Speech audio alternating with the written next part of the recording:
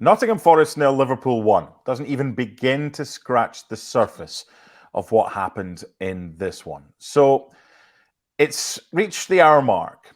And prior to the game, there's a lot of looking by the Liverpool supporters that Jurgen Klopp finding out, is Szoboszlai going to be fit? Is Darwin Nunez going to be fit?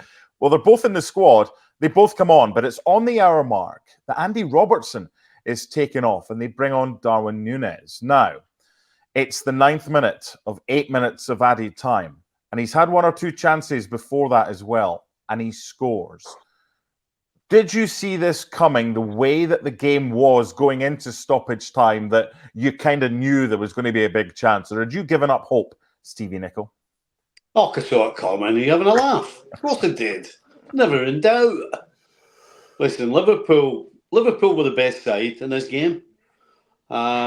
Forest, surprise, surprise, sit tight and break. Now, the fact is, Forest had the two best chances in the game before the Nunez late goal. Both falling to Elanga. One in the first half, a tremendous break. Timed his run to perfection, one-on-one with Kelleher, and Kelleher makes a superb save. It was Alisson-esque is what it was. And then Elanga had another one in the second half. Again, a break from Forest. He takes a shot from his right hand side, Liverpool's left side of defence. Nobody there. He rolls it into the bottom corner, but it's wide. He's looking to put it in the bottom corner, but puts it past the post.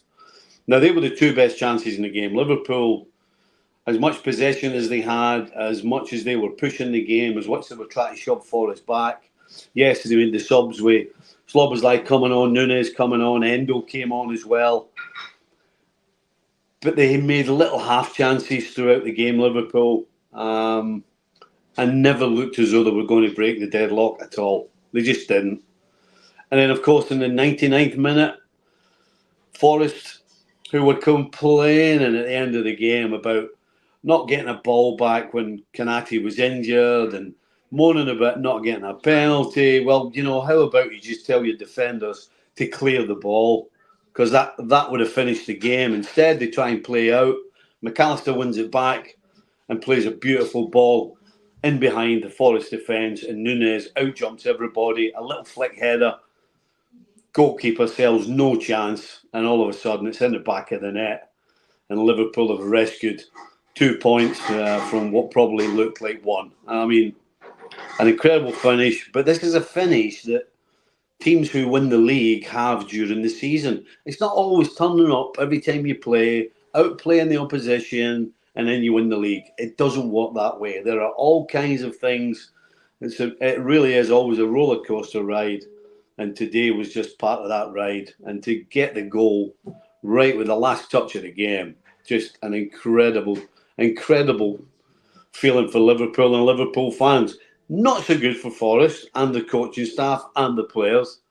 But I think at the end of the day, Liverpool deserved it. They pushed the game with a lot of the young guys starting the game. So in the end, I think Liverpool deserved it. But I didn't see it coming. No, absolutely not. Stevie, I was looking back at your career and the 5 league titles you won, and there were more than a few late shows like this Liverpool squad. Do you see similarities between your Liverpool teams that you played in that won league titles and this one this season? Yeah, because, all those sides I played in and this team, they put the opposition under pressure. And when you get so many late goals, it's because of that pressure. For 90 minutes, when you're asking questions of the opposition defence, the whole time you're doing it, you're taking the energy away from them. And then they start running out of energy. And then they start making poor decisions. And then they're not quite as sharp as they were defensively in the first half as they are late in the second. So all of that pressure that you put on during the 90 minutes can have an effect at the end of the game. When you're still pushing and they're beginning to wilt and they're beginning to feel a little tired. And that's where you get your reward. So, yeah, this Liverpool side does what all the best sides, including the ones I played in, they put the opposition under pressure, and eventually, not all the time, but eventually, they buckle. And that's what happened today. And that's the key point. What's it like playing in a team where a lot of you are thinking it's when we score. Doesn't matter if it's the 9th minute of 8 added minutes rather than if we score. Having that mentality, how important is that if you want to challenge and win titles? Well, that's the sort of belief that keeps you going, whether it's the 9th minute or the 99th minute, because you believe that you're going to do it.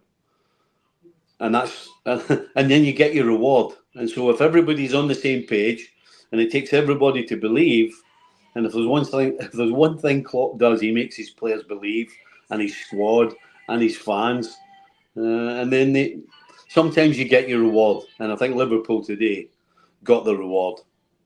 And ensuring with that late winner by Darwin Nunez that no matter what happens in the Manchester derby, or no matter what happens at Bramall Lane on Monday night when Arsenal go to Sheffield United, that Liverpool will still be top of the table going into that Manchester City game. So what's that result done for Liverpool going into that City game when there's a chance they might have Mohamed Salah back as well?